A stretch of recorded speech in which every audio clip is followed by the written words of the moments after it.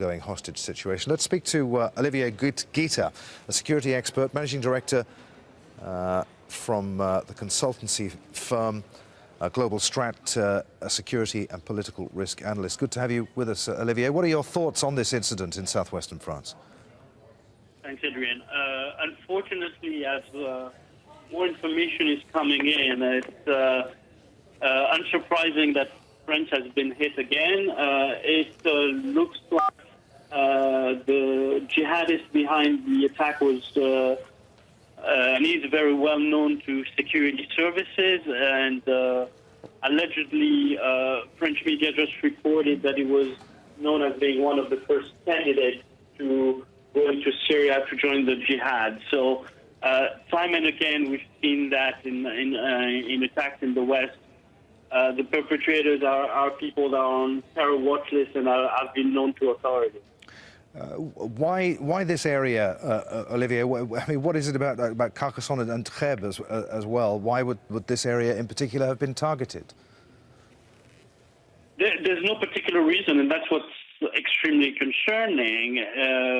What we've seen in the past is possibly the fact that it's a much easier target, and that the jihadist has been living locally, and it was much easier to target a supermarket or police beforehand there than go to Paris or Nice or Marseille, one of the large cities that is much more secured. But that's extremely concerning in terms of future attacks.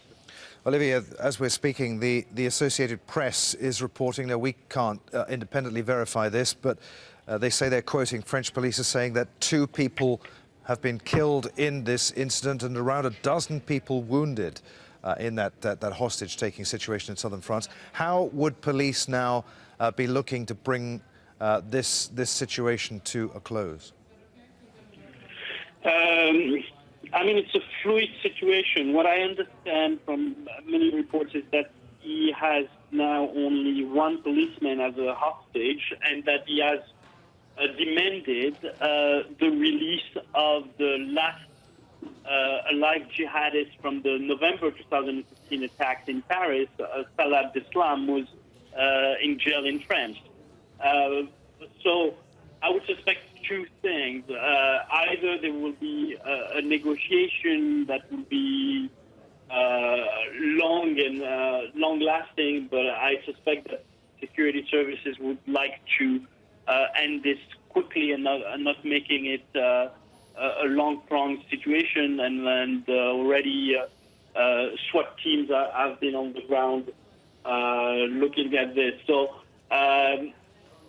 it might be a case where they will have to intervene by force, but quickly, not to drag on the whole operation. Yeah, with 2 people already dead, if that is confirmed, what French police are saying, and with at least one hostage inside the supermarket, I mean, the chances of this hostage taker getting out of this alive are very slim, I should imagine. Yes, and also remember that most of the jihadists want to get killed during operations, so there's, whether it's by killing even more people or by not getting caught by the police. So I suspect that in terms of the pedigree of the person, if the information that we received is correct, it's likely a case where he would like to die one way or another. Okay, how would police have dealt with this situation from the start? I mean, as far as we were aware, this all began at about 10:30 this morning. What would have been happening within the security forces? How would they have mobilized and dealt with this incident? Look, a couple of things. I mean, it's yet unclear, even though it's likely that the first attack on the policeman was linked to the hostage-taking situation, especially in light of the modus operandi that jihadists have really focused on targeting on police and the army in France.